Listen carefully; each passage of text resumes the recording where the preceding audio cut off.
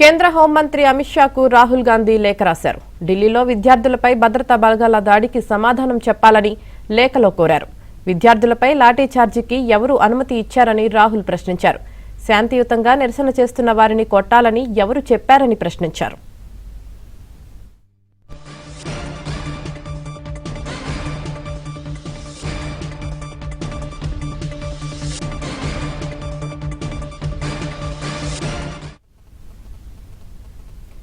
కేంద్ర హోంమంత్రి అమిత్ షాకు రాహుల్ గాంధీ లేఖ రాశారు.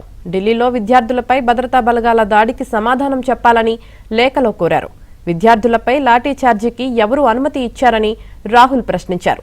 శాంతియుతంగా నిరసన చేస్తున్న వారిని కొట్టాలని ఎవరు చెప్పారని ప్రశ్నించారు.